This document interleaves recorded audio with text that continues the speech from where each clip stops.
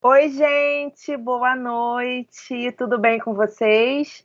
A gente acabou de sair de uma palestra maravilhosa com a professora Aida Guimarães e agora vamos começar mais um encontro maravilhoso.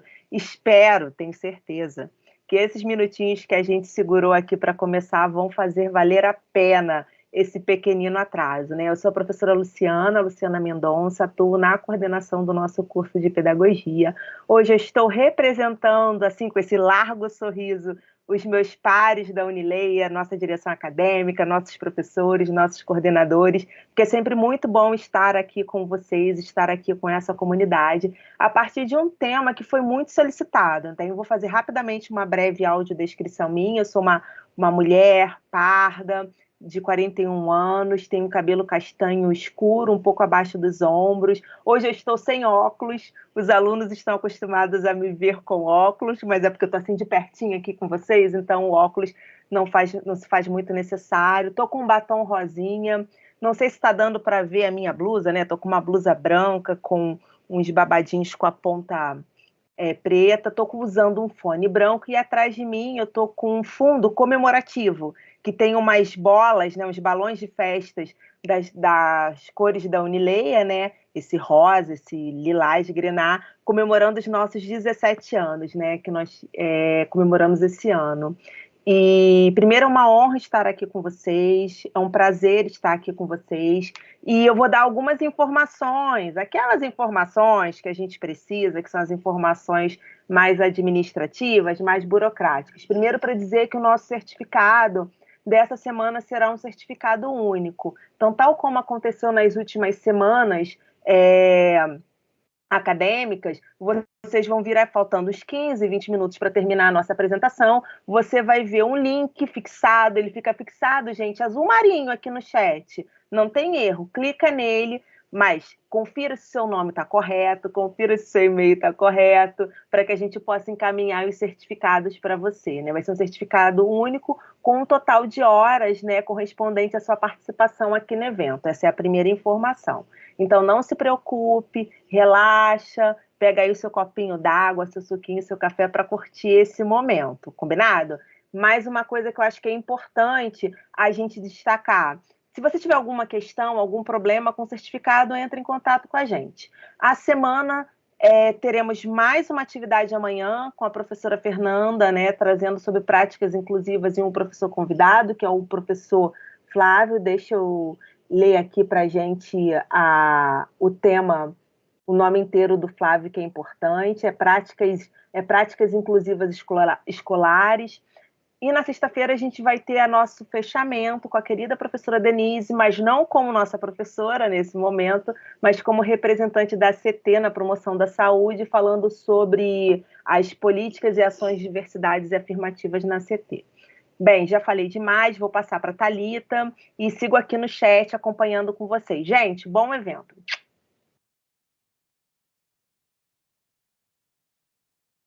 Boa noite, gente. Bem-vindos todos e todas. Bem-vindos quem, né, está aqui conosco ao vivo participando dessa atividade. Bem-vindo também quem vai assistir depois a gravação.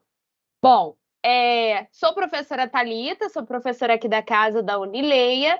Estou hoje aqui nesse papel maravilhoso de fazer a mediação de mais essa atividade da nossa semana, voltada, né, para o tema da inclusão e da diversidade. Antes da gente continuar, quero fazer uma pausa para fazer minha audiodescrição. Eu sou uma mulher morena, parda, né? Tenho cabelo castanho escuro, mas assim, é preto, né? Para dizer a verdade. Ele tá na altura do pescoço, finalzinho do pescoço, quase queixo, né? Bem cacheadinho. Uso óculos de aro escuro e passei um batonzinho rosado em homenagem a vocês. E deixa eu ver o que mais eu posso falar. Bom, tô com fundo desfocado. E, bom, eu acho que é isso. Para a gente começar, eu acho que essas informações, eu acho que essas iniciais, eu acho que dão conta. Bom, não quero me alongar, porque acho importante a gente ter bastante tempo para conversar, mas quero dar aqui as boas-vindas mais uma vez à Ana Carolina, que está aqui conosco.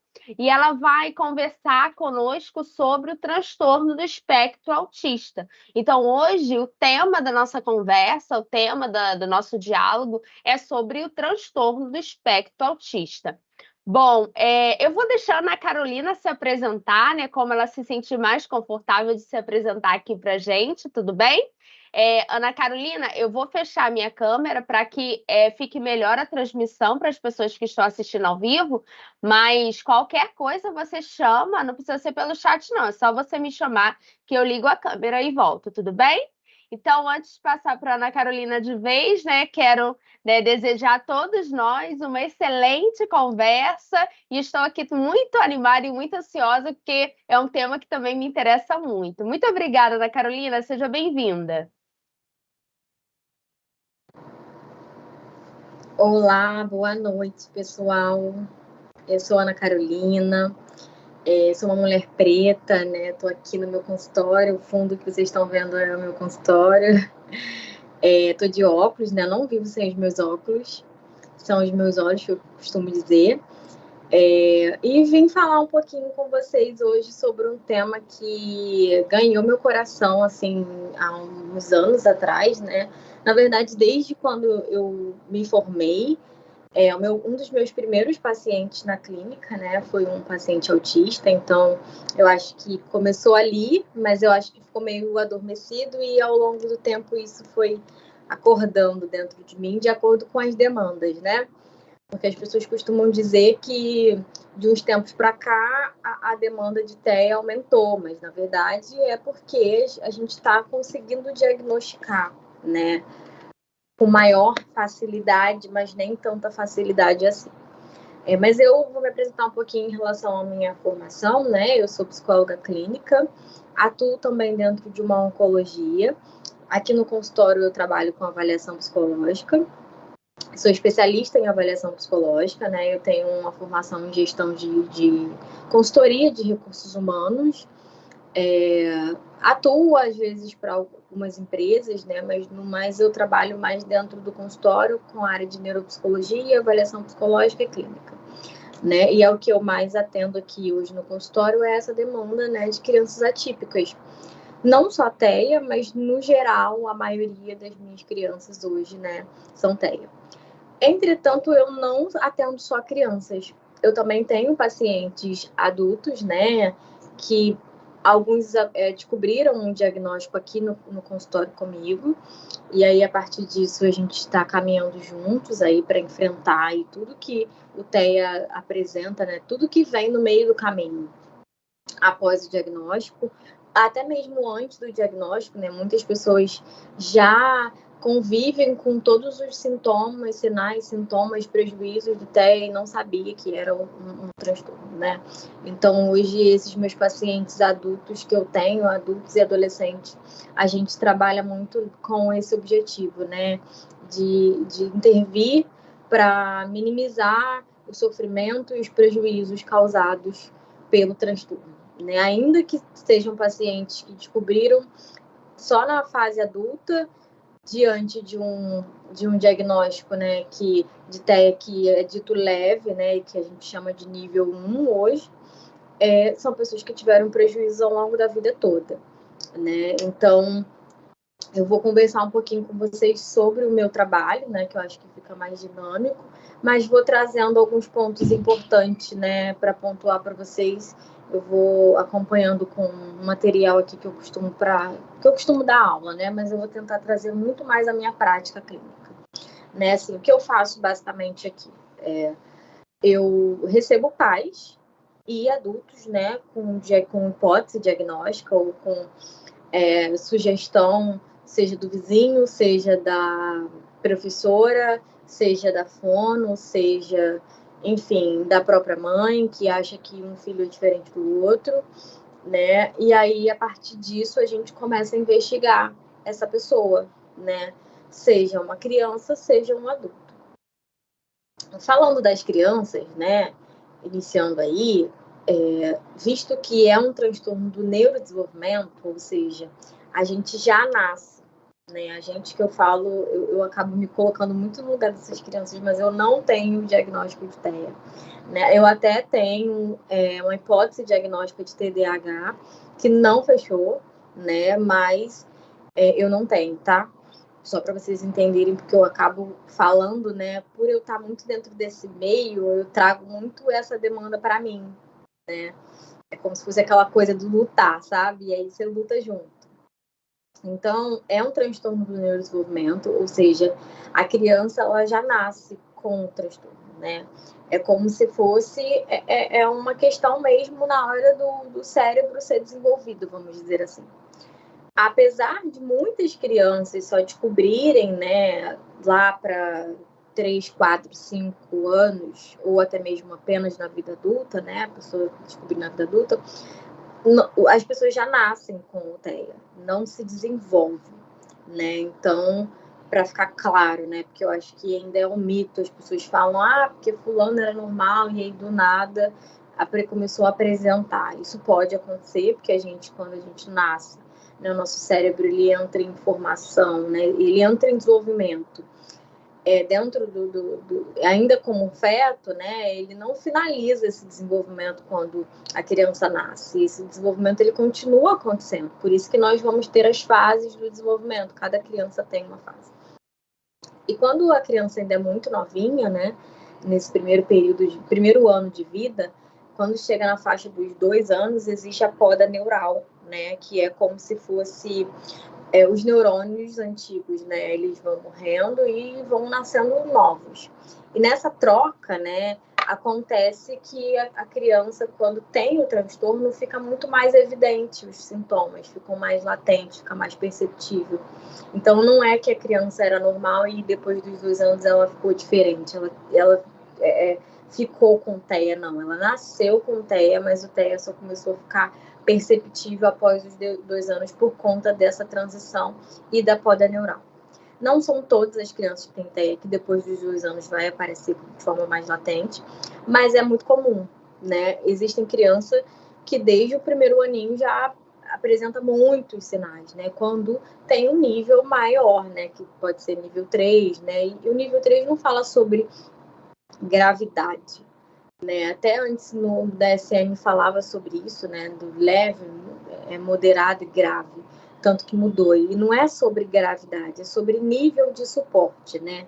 Não significa que fulano tem um autismo grave ou leve. Ele tem um nível de suporte 1, que está relacionado ao quanto ele precisa de ajuda por conta do transtorno dele, né? Um outro ponto importante também é que o autismo não é uma doença, é um transtorno, e por isso não tem cura. Por não ser uma doença, não tem cura, né? Então, é um transtorno que o indivíduo ele vai nascer e ele vai morrer com aquele transtorno. Ainda que ao longo do tempo a gente consiga fazer intervenções para minimizar os prejuízos que esse transtorno traz. Mas ele não vai ser curado porque não é uma doença, tá? Esse é um ponto importante, né? E aí aqui a gente tem hoje, para quem é da área da saúde, né, tem o nosso DSM, que é o Manual Diagnóstico de Estatístico de Transtornos Mentais, que determina, né, o espectro autista como um transtorno, porém é muito vago, porque ele pode ter uma fusão de vários transtornos. Eu falei lá no início que eu tenho uma hipótese diagnóstica de TEA, de TDAH, então existem crianças que têm TDAH e têm uma comorbidade com TEA. E ao contrário também, existem crianças que têm TEA e automaticamente carregam uma comorbidade de TDAH. Então, ainda que ele traga isso, né, assim, é por isso que o nome é espectro, porque é amplo, né, e dentro dele existem muitas coisas, né. Então, assim, entendendo o TEA como uma atipia, porém, sendo parte da diversidade humana, né, nós somos diversos, né? Então, isso é parte, né? A gente chama de singulares, né? São indivíduos singulares, porque são pessoas diferentes. E quando a gente fala de diferente, né, dessa diversidade, até mesmo pessoas que têm TEA, né, mais de uma pessoa que tem TEA vão ter dificuldades extremamente diferentes. Pode ser que sim, né, a gente consiga casar ali, né, tenha pares, né, eu tenho um conhecido que tem autismo e apresenta sei lá, ele tem uma baixa interação social grande, né? E o outro não, ele se relaciona muito bem, mas ele tem outras dificuldades. Então, são seres singulares. As dificuldades vão ser individuais, né? E aí, como eu já te falei para vocês, não é uma doença, né?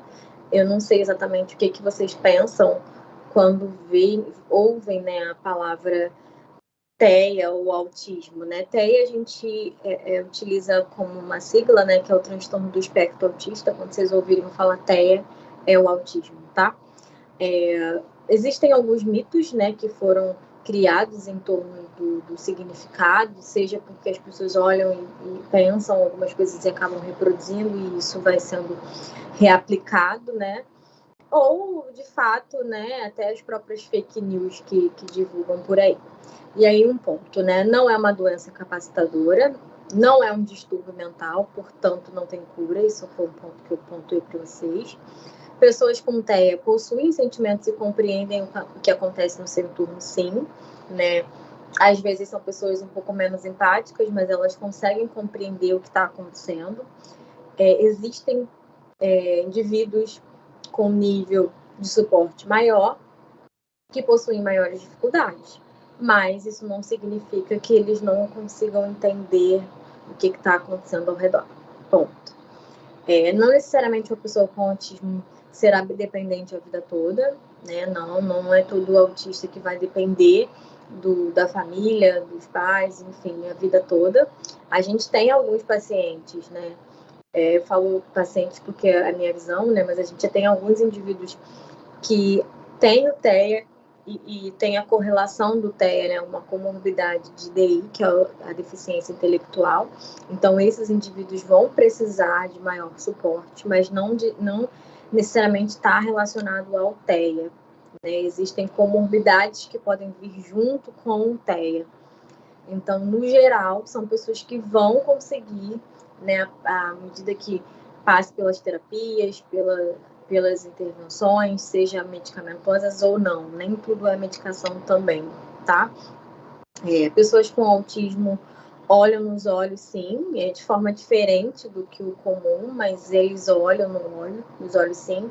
Alguns têm maior dificuldade, outros menos, né? Outros mantêm mais tempo o olhar e outros menos. Um ponto importantíssimo, vacina nenhuma, pessoal, causa autismo, tá? Nenhuma vacina nesse mundo causa autismo. Coloquem isso na cabeça de vocês. Um outro ponto, não existe pesquisas que comprovem apontando a alimentação como um fator de causa, né?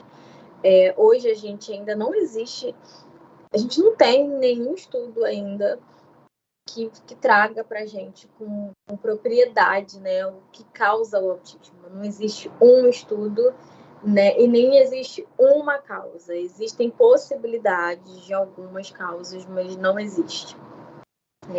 Não existem extremos, né, de inteligência acima ou abaixo da média, né? Não há uma regra, porque a gente de fato conhece pessoas que estão dentro do espectro autista que têm um nível de inteligência, né, um QI mais alto, elevado, e a gente tem pessoas que têm maior dificuldade, seja por ter uma comorbidade de DI, que é a deficiência intelectual, ou seja por ter uma dificuldade mesmo, né, em algum aspecto.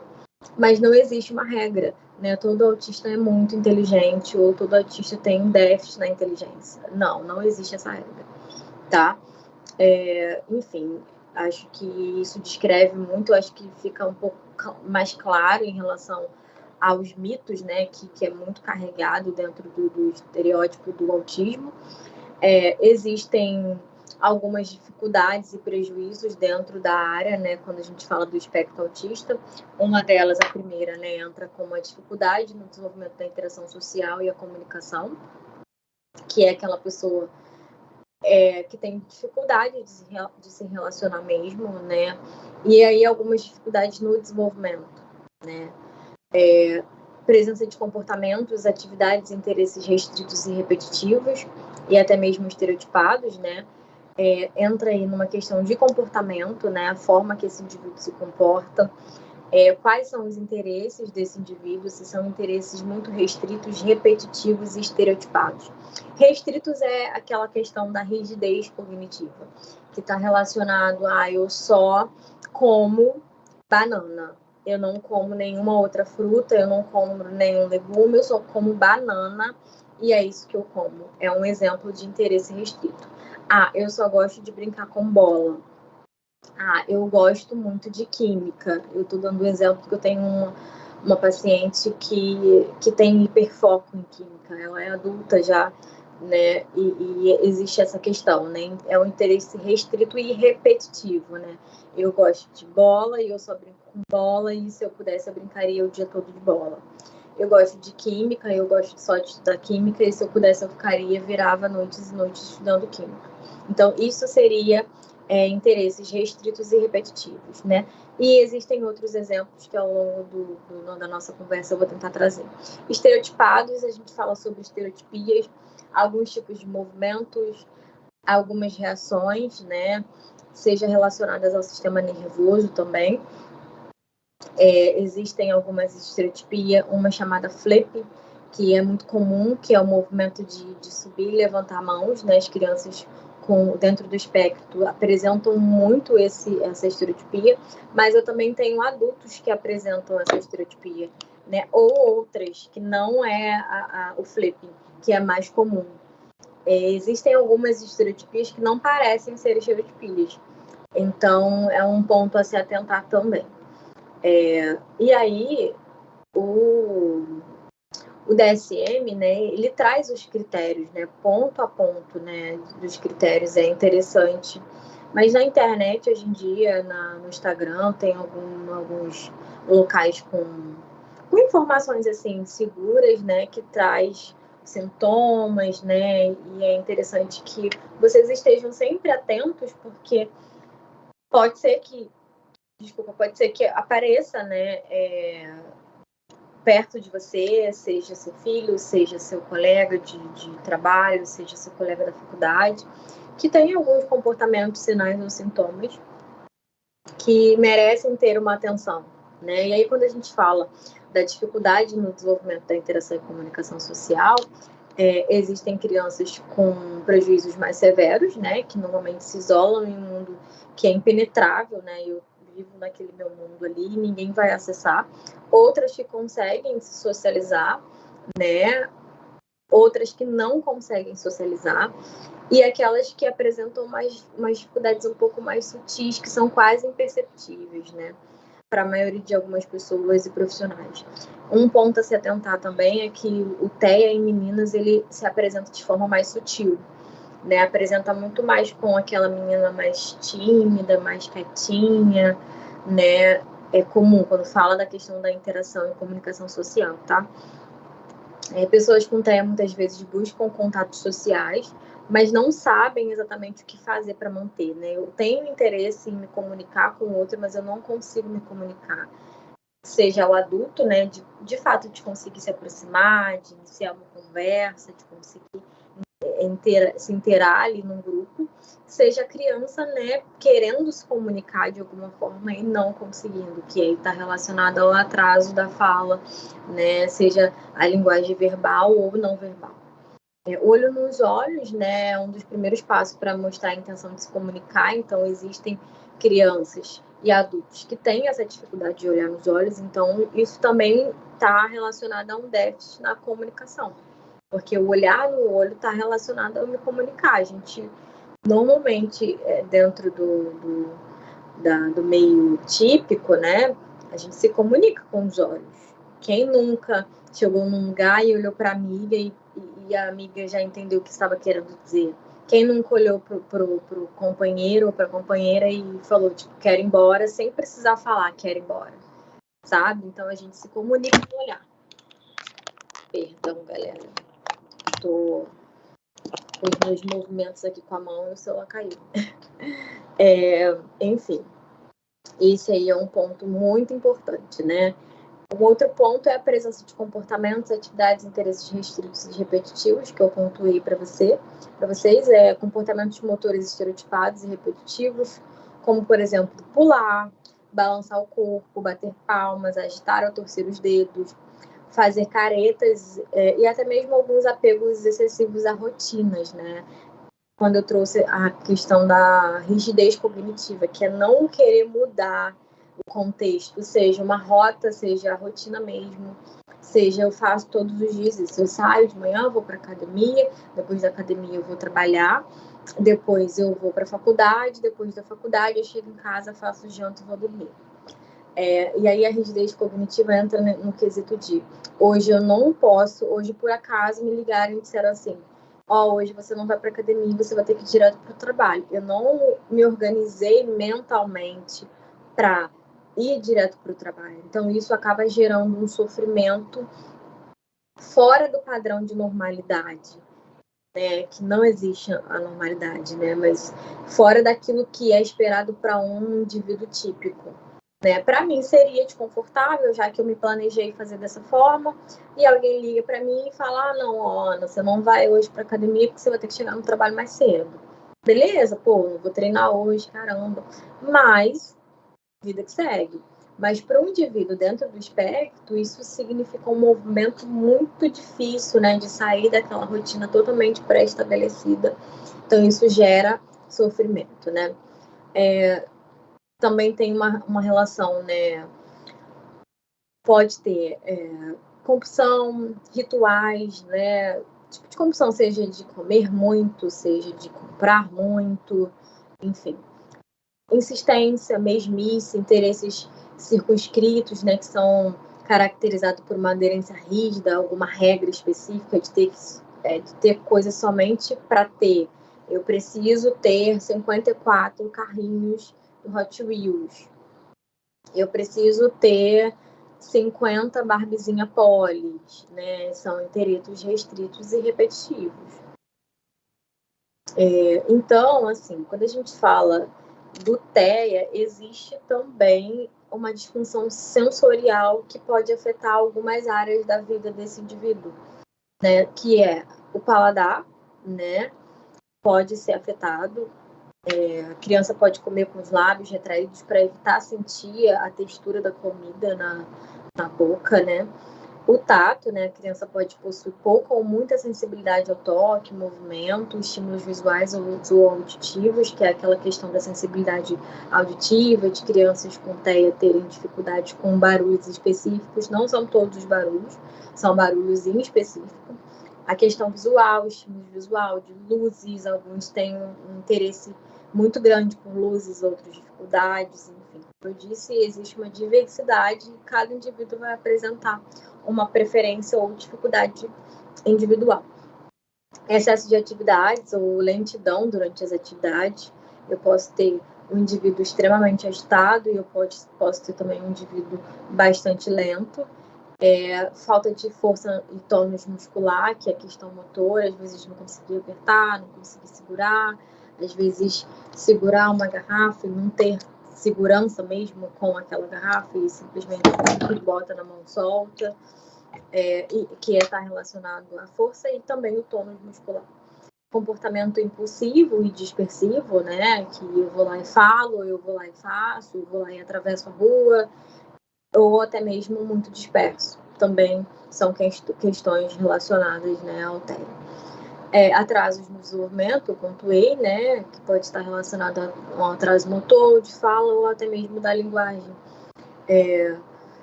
De demorar a falar, né, de saber falar, mas não conseguir colocar a fala para fora, né, não conseguir me comunicar. Existem momentos que o indivíduo fala de tudo, mas existem momentos que ele simplesmente se cala e parece que ele não fala, né? Então, pode ser essa questão na comunicação, né? Mas pode também ter uma questão motora, né? Isso aqui é um movimento motor que eu faço de falar. Então, tudo que tiver correlação com a questão motora pode ter um prejuízo, né, para indivíduos dentro do espectro. Baixo rendimento escolar também é um ponto. Dificuldade para planejar os movimentos e estabelecer uma sequência de tarefas, né? A questão do aprendizado é um ponto importante. E a dificuldade mesmo até no andar, né? No correr, na lateralidade, que eu pegar tal coisa, colocar em tal lugar e depois dali eu ir para outro lugar, muitos estímulos, sabe? Uma sequência que tem muitos estímulos. São pontos importantes, né? E aí, cada fase do desenvolvimento, né, que a gente está relacionada aos meses de idade, vai solicitar uma demanda específica de habilidades que tais crianças precisariam ter. Vou dar um exemplo só de um aqui para vocês terem uma noção, né? Deixa eu botar uma idade mais avançada. Aos 2 anos de idade, é um sinal de alerta. Criança que não fala frases com 2 palavras, né? Que não imitam. Exemplo, quero água. Uma criança que tem 2 anos e ainda não consegue formar uma frase com 2 palavras, é um sinal de alerta. Mas não é um sinal de alerta apenas esse critério específico, tá, pessoal? Outro exemplo, não copia ações ou palavras, né? Que é aquela criança que não consegue reproduzir, né? Não consegue imitar, vamos dizer assim. Não segue instruções simples. Pega aquela garrafa e coloca na mesa, né? Isso é um ponto. Ou então, pega aquela garrafa, porque às vezes pega aquela garrafa e coloca na mesa é muito estímulo para uma criança, mas pega aquela garrafa. Isso aqui, se uma criança com 2 anos não consegue fazer, é um sinal de alerta, mas não é um sinal de alerta com esse ponto específico isolado, tá? Porque às vezes a criança, ela tem um sinal de alerta específico, mas ela consegue atingir muitos outros, enfim. Não anda de forma equilibrada, não entende o que fazer com tecidos comuns, como colher, telefone, escova de cabelo, né? E perdeu habilidades que já possuía. Entra naquela questão que eu expliquei lá no início da poda neural. Criança falava e do nada ela parou de falar. Isso acontece. Criança comia de tudo e do nada ela parou de comer. Né? Nesse processo da poda neural, isso pode acontecer, a perda de habilidade. E existem os marcos, né, para cada idade específica. Eu expliquei um pouquinho sobre os níveis, né? Que o nível 1 exige apoio, né? Ponto. Aquele indivíduo vai precisar de apoio, seja adulto ou criança. Exigindo o nível 2 exige um apoio substancial, que é um apoio assim moderado, vamos dizer assim. E o nível 3 exige um apoio maior, né? Seja de um outro adulto, né? Assim, um adulto com adulto, e seja também dos pais. Então, são pontos para ficarem atentos, né? Acho importante falar um pouquinho das comorbidades, apesar de eu ter falado, mas comorbidades neuropsiquiátricas e condições clínicas que podem vir junto, né, com o espectro.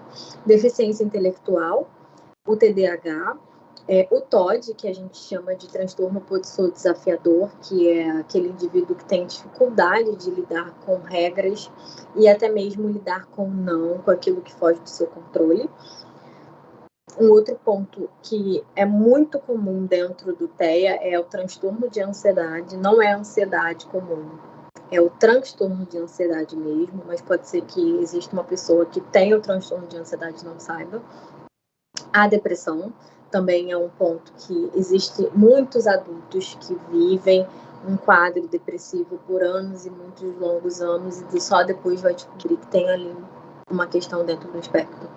Problemas motores, né, seletividade alimentar, distúrbios gastrointestinais e a epilepsia, né, são comorbidades comuns dentro do TEA, apesar de muitas pessoas não fazerem a correlação, mas é muito comum.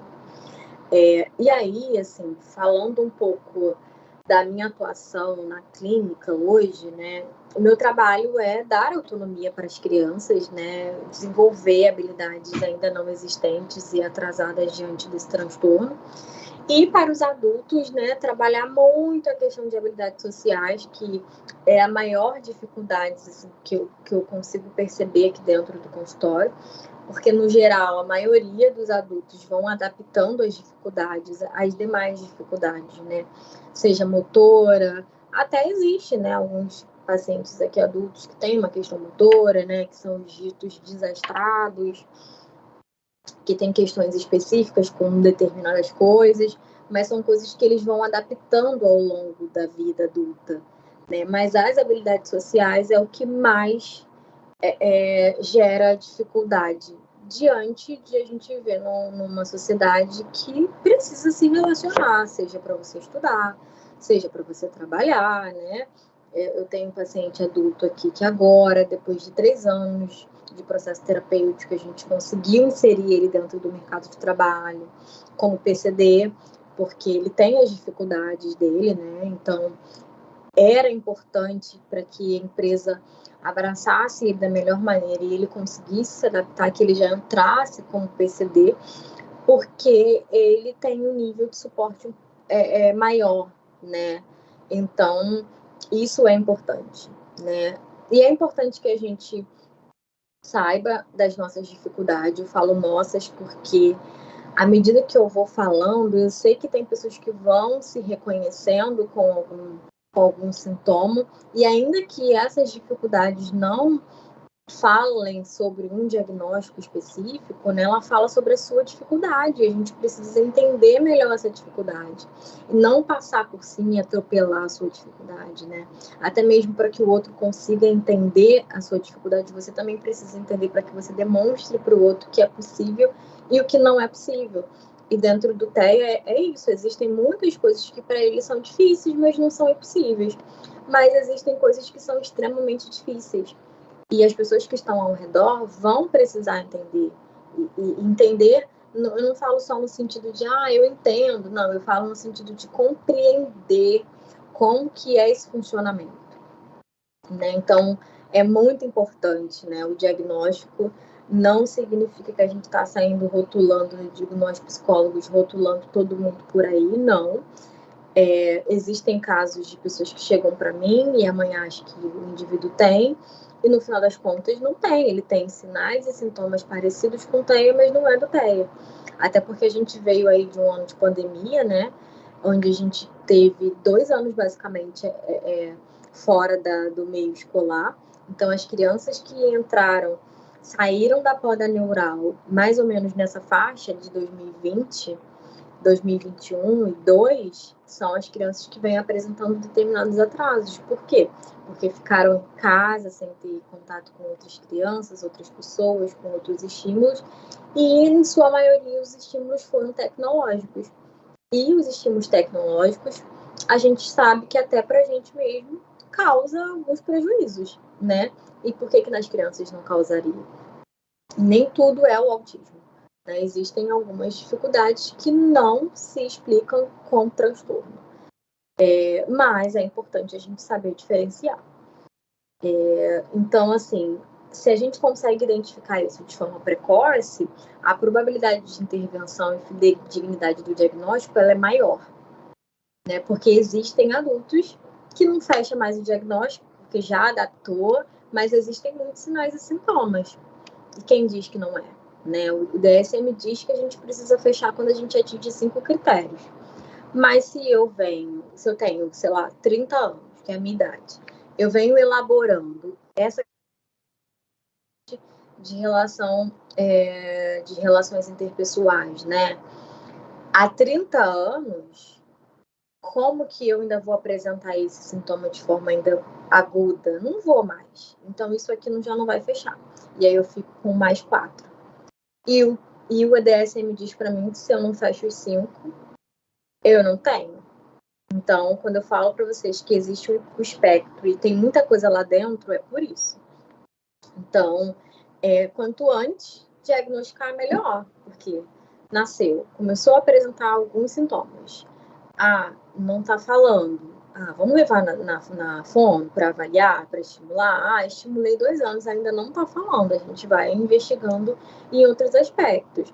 Agora, quando chega para mim, um indivíduo, né, que tem 30 anos, fala muito pouco, fala muito baixo, tem dificuldade de manter uma conversa, tem dificuldade de olhar nos olhos, pode ser outras questões, mas pode ser o TEA também, só que fica um pouquinho mais difícil, mas não é impossível. Eu acho que eu trouxe, assim, tentei ser bem rápida, né, para trazer um pouquinho de cada coisa. Como não estou falando aqui apenas com profissionais de psicologia ou da área da saúde, eu acho que eu não preciso me aprofundar tanto, né, no quesito material, no quesito avaliação. Mas eu acho que já ajuda. E aí, se tiverem perguntas, eu vou trazendo. Ana Carolina, querida, Muito obrigada. Por nada. Sua fala foi maravilhosa. E sim, temos muitas questões. Sim, desculpa. Porque eu estou ouvindo um sonzinho de interferência e eu não estava conseguindo identificar se era eu. Mas, enfim, continuando. Sim, temos muitas questões, muitas perguntas. Eu vou fazer as questões, vou trazer para você as questões mais ou menos em bloco, para que você possa pensar como respondê-las, até porque eu creio que a maior parte você tratou de alguma forma na sua fala. Então, você fica muito confortável, tá? Para voltar naquilo que você considera que é importante ou para responder junto com outra, tá bom? Porque às vezes a pergunta foi feita no início, mas eu acho importante trazer aqui, tá bem?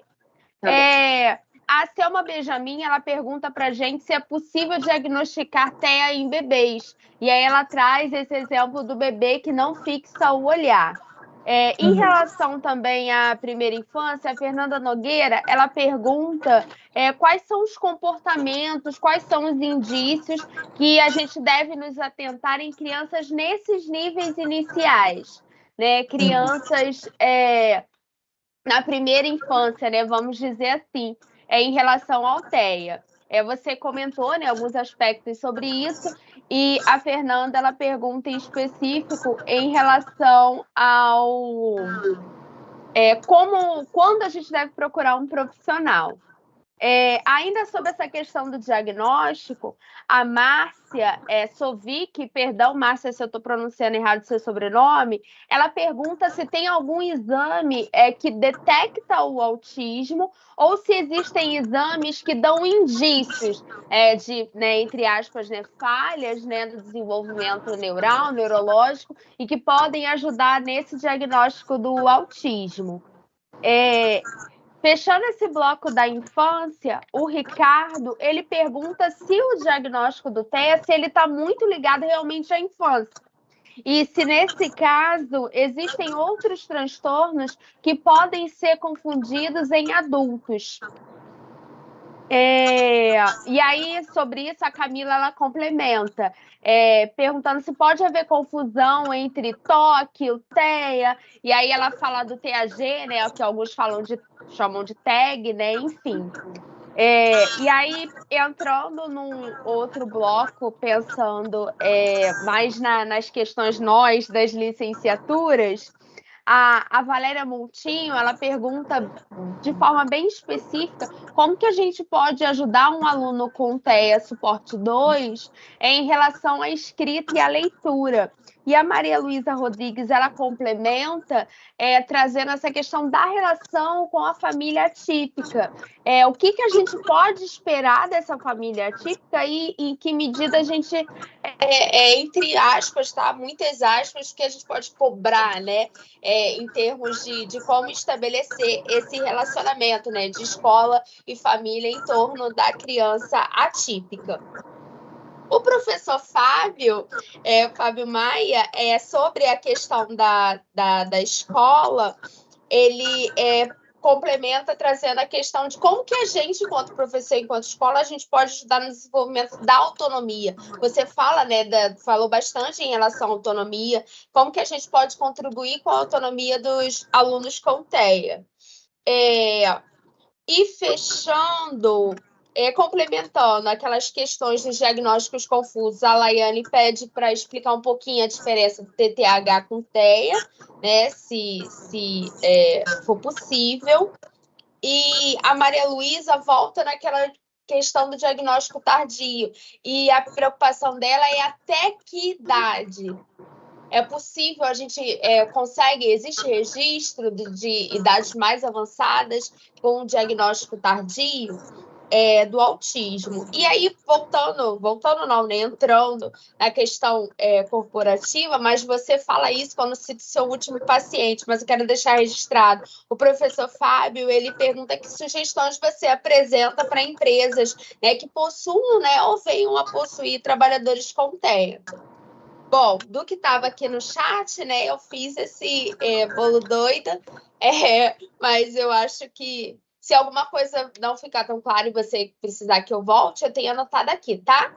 Né? Tá. A gente sempre tem muita coisa e a gente quer dar conta de tudo, né? A gente tem, né, um horário, mas de qualquer forma eu acho legal passar para você o que ficou, né, mais de questões em relação, tá bem? E você fica muito à vontade, né, do que você, né, dentro do nosso tempo, né, consegue responder, consegue avaliar que é mais importante trazer mais alguma informação, tudo bem? Tá. A gente tem 4 minutos. Vamos lá. Sobre a fase de desenvolvimento, né? Vou trazer aqui bem rapidinho os primeiros, né, sinais e sintomas que são importantes a se atentar. Não existe essa coisa do diagnosticar, né, um bebê, mas eu já consigo observar os sinais. E, no geral, a gente fala muito sobre observar os comportamentos para intervir. E não diretamente sobre diagnosticar, apesar de já dar para perceber sinais. O diagnóstico, normalmente, ele vem de forma um pouco mais tardia, mas isso não significa que a gente não está intervindo. São 2 pontos, né?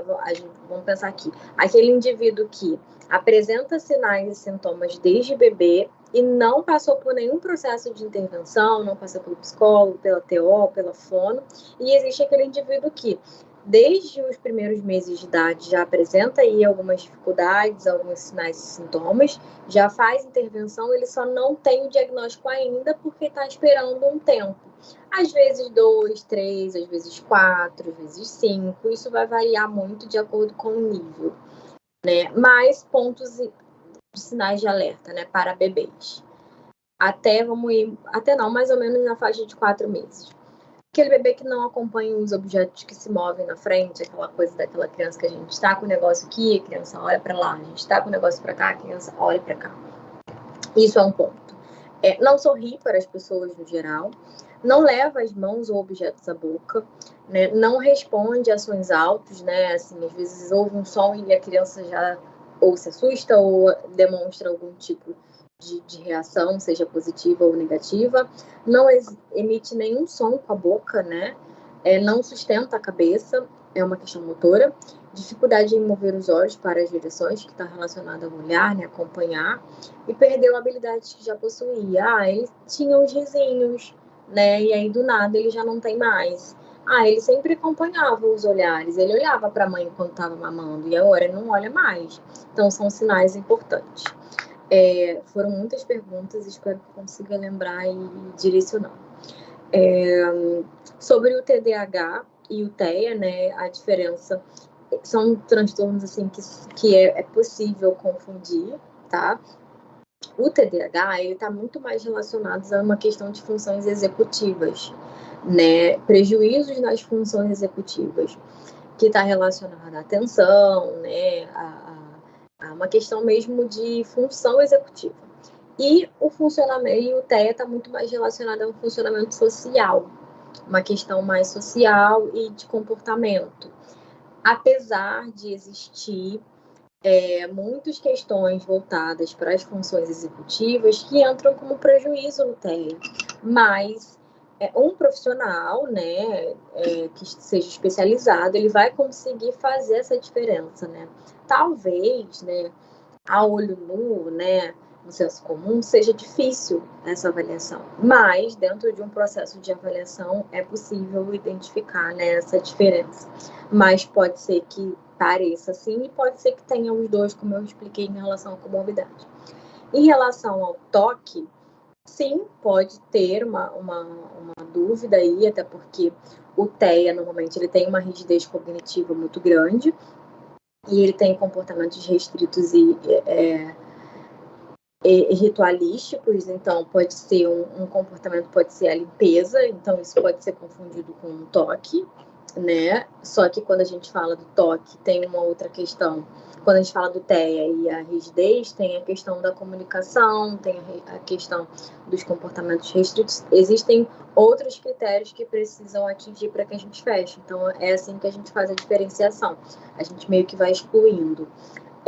O TAG, né, é um transtorno muito comum de apresentar alguns sinais mesmo de retração, aquela pessoa que está interagindo menos, então automaticamente pode ser confundido também com TEA.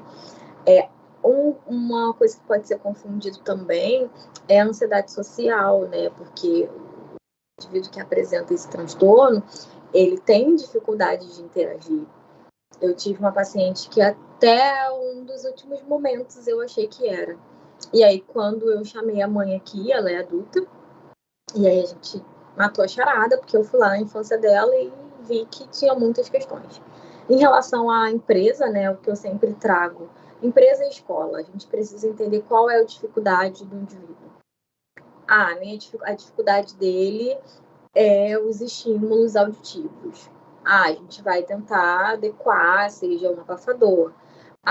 Ele tem uma facilidade maior de lidar com rotina. Então, a proposta de trabalho para ele ficaria melhor se fosse algo que tivesse uma rotina estabelecida. Como, por exemplo,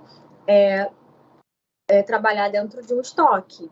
Todos os dias eu preciso chegar e organizar aquele estoque tudo enfileirado e organizado. Então, esse indivíduo ele vai conseguir exercer isso de forma lindamente. E isso não vai trazer um prejuízo para ele. E dentro da escola eu preciso entender a dificuldade. Qual é a dificuldade? Lidar com barulho, o abafador? A dificuldade na aprendizagem, né? A gente vai precisar pensar num método de ensino diferente, né? A gente tem o PEI, né? Que fala sobre um método individualizado para crianças atípicas. Então, assim, a gente vai tentando buscar ferramentas dentro das dificuldades desse indivíduo. Eu acho que o tempo já foi e eu tentei responder isso o máximo possível. Imagina, Ana, você foi pontual, foi nas questões assim, né, mais tentou abordar de forma geral, mas questões muito importantes. A gente tá, né, no adiantado da hora, mas eu não posso deixar de fora duas questões, né, pra gente ir fechando.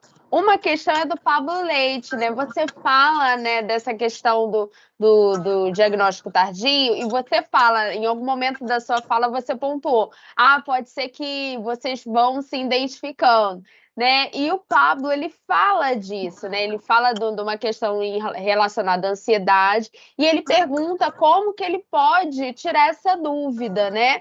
E aí, se você pudesse dar algum direcionamento nesse sentido, né, de como que adultos que percebem, né, questões podem buscar, né, algum apoio clínico nesse sentido. E uma última questão é minha, né? Eu sou professora da escola básica, sou formadora de professores, sou professora da escola básica, e hoje, no Rio de Janeiro, não sei se você viu, saiu uma reportagem sobre o nosso contexto do estado, da ausência de neuropediatras no SUS, e como que isso afetava o tratamento e o diagnóstico, né, em muitos casos de crianças atípicas, especialmente das camadas populares. E se você pudesse comentar um pouco, se você percebe isso na sua prática, né? Você fala do diagnóstico tardio, né? Em que medida a gente consegue relacionar isso com a questão das camadas populares e, né, daqueles marcadores específicos dentro, né, dessa questão das camadas populares, né? Se a gente acrescenta cor, acrescenta gênero, né? Pensando nesse sentido, se você consegue perceber na sua prática alguma coisa nessa direção. Vou seguir com a sua pergunta para a gente manter a linha, tá? E depois eu volto para a primeira. Sobre isso, assim, sobre essa ausência, né? Sobre essa deficiência dentro do setor público, né? Assim, eu percebo, sim, eu atuei dentro de uma ONG por 5 anos, né? Eu coordenei a psicologia lá e era bem difícil porque apesar do diagnóstico, né, lá com 2, 3 anos, não ser tão necessário assim e ser mais necessário a intervenção, às vezes, né, por falta de acesso às terapias, aquele indivíduo precisa desse diagnóstico de forma até precoce para que ele tenha acesso ao suporte, né, porque automaticamente a gente tem uma deficiência dentro do setor público de profissionais, né, que tenham compreensão sobre o assunto, então, automaticamente, aonde a gente vai tratar? Né, onde a gente vai conseguir ajudar essas famílias? E aí, até uma pergunta anterior que pergunta sobre as famílias, né? É bem desafiador, né? Porque na maioria das vezes essa família não tem muito suporte. Então, até mesmo para direcionar essa família, a gente precisa ter muita sabedoria. E às vezes o diagnóstico vem com uma importância gigante, até mesmo de forma precoce, para que haja a intervenção. Então, é comum, né, de crianças negras, de crianças de baixa... crianças em estado de vulnerabilidade terem um diagnóstico tardio ou nem ter esse diagnóstico e estar ali dentro da escola apenas como uma criança diferente e que não aprende, que não obedece, que não segue regras, enfim. Isso é um ponto que acontece muito. A primeira pergunta sobre o que fazer, né, quando eu tenho uma criança ou um adulto, né, com sinais e sintomas. Buscar um suporte psicológico e neuro, né? Eu sempre sugiro passar primeiro por um psicólogo para avaliar as questões comportamentais, questões de vida mesmo, de infância, de crenças, para a gente entender se não tem questões emocionais aí que cooperam para esses comportamentos, né? Porque quando a gente fala da ansiedade em si, são questões emocionais que vão gerar a ansiedade mais aguda, então pode ser que uma coisa leve a outra. Então, por isso que eu acho importante buscar o suporte psicológico e, se dentro desse suporte psicológico a gente consegue perceber que tem demandas ali, a gente vai fazendo os encaminhamentos, seja para o neuro, seja para o psiquiatra, né? E até mesmo a avaliação neuropsicológica, né? Que é uma avaliação feita por um profissional de psicologia que tem a especialização, né, na área de avaliação. Então, acho que é isso. Ana Carolina, muito obrigada, né? Como sempre, né? Bem pontual e bem organizada nas respostas. Nós agradecemos e admiramos muito. Antes da gente terminar, eu preciso deixar registrado para você que, além das muitas perguntas, a gente teve muitos elogios no chat. Ai, obrigada. As pessoas adoraram te conhecer, nossos alunos ficaram muito felizes com você, com a sua presença e com a sua fala. E agradeceram a sua presença, o seu trabalho, a sua disponibilidade de estar aqui conosco, e eu me junto a eles nesse agradecimento. Quero deixar aqui registrado mais uma vez o agradecimento em nome da Unileia por estar aqui conosco nessa conversa, e foi muito produtivo, e quero deixar isso como um canal aberto, tá, Ana Carolina? A gente com certeza vai voltar, isso, a gente vai voltar a conversar, quem sabe fazer um retorno, né? A volta dos que não foram, parte 2, a gente remake, não sei, a gente vai... disponível. E muito obrigada. Então, gente, né, encerrando... A gente tem o nosso horário. Quero, mais uma vez, agradecer a disponibilidade da professora Ana Carolina, agradecer a disponibilidade de vocês que puderam estar conosco até o final, agradecer também quem vai assistir a gravação depois e deixar aqui registrado esse canal aberto. Qualquer questão que surgir depois, vocês podem entrar em contato com a gente, né, a gente organiza, dá um jeitinho de fazer chegar na Ana Carolina e a gente conseguir manter o diálogo. Vou deixar também meu Instagram, caso tenham dúvidas, né, direcionamentos, eu posso estar dando suporte.